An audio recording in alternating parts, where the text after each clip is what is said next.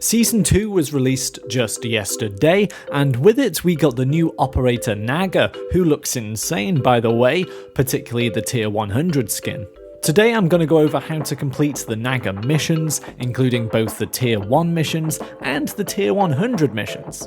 I'll also give tips out for multiplayer and Warzone, so don't worry if you only play Warzone. The first mission asks us to get 15 eliminations from weapons dropped by enemies. For doing this you get 1500 XP and the pretty cool looking Snake Pit calling card.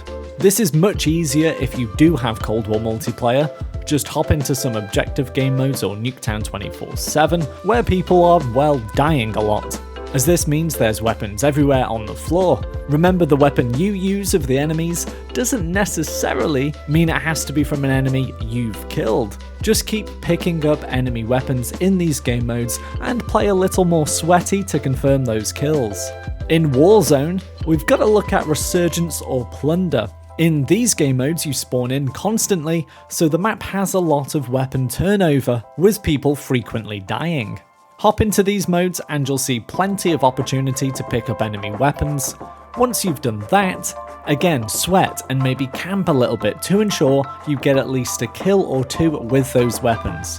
Remember that floor loot that an enemy has picked up, then dropped from dying, also counts. It doesn't have to be their loadout or anything like that, so there's plenty of opportunity. The next mission is get 5 kills with Molotovs, which is for 2000 XP and the Cobalt skin. Again, in multiplayer this isn't too bad, because you can just spam the Molotovs over and over again to get the kills. The trick is to try and get a direct hit, otherwise the Molotovs are very weak. As for Warzone, it's not too bad, because you can down someone then finish them off with a Molotov and that will count, since it's the kill you get when the enemy is down which actually counts. So again, Resurgence or Plunder are best for this, but it's not impossible in Battle Royale, it just takes a little bit longer. Mission 3 is replenish ammo 25 times using the Scavenger Perk, where we get 2500 XP and the Hell Snake emblem. This is really easy for both multiplayer and Warzone. We just have to have the Scavenger Perk on and basically run around like a spaniel who's discovered coffee. Plunder is best in Warzone just because you do spawn in with your loadout, therefore you have your perks immediately. Finally, for the tier 1 missions, you have to get 5 kills with the combat knife, and for this you get 3000 XP and the Ashen Scale skin. In multiplayer you can get this in just a few minutes, to be honest. Head into a Nuketown and just wreak havoc with stuns, ninja and ghost equipped. For Warzone it's gotta be Plunder again, because you want your combat knife from the beginning of the game. This isn't going to be too tough, because like I said before, you can down an enemy and finish them with your knife for the kill to count towards the challenge. For the tier 100 missions, they start by requiring 5 kills with frag grenades. Then you get 1500 XP and the Jungle Stalker calling card.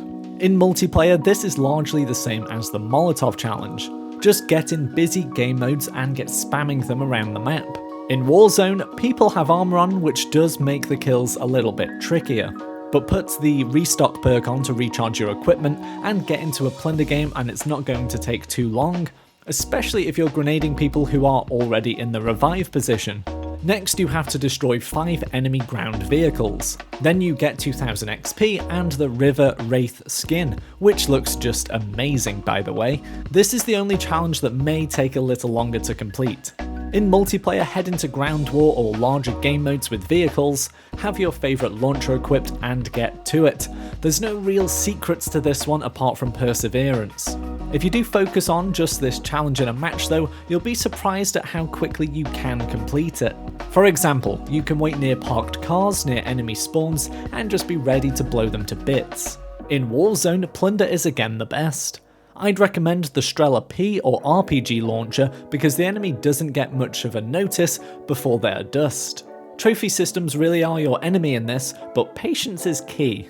Again, you could just hide near parked vehicles and wait for an enemy to be lured in, maybe even place a claymore or proximity mine on one and just run away and look for others to kill. For missions 3 of 4, you're required to rapidly kill 2 or more enemies 3 times. So basically get at least a double kill 3 times.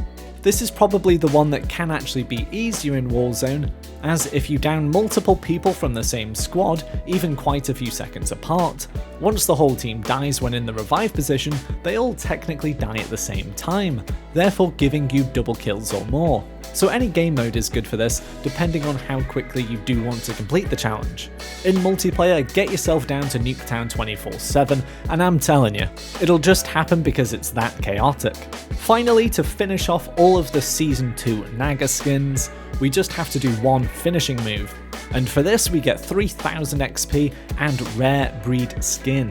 If you don't know how to do a finishing move, you just go behind someone and hold onto your melee button. Next thing you know, you're flipping them up in the air.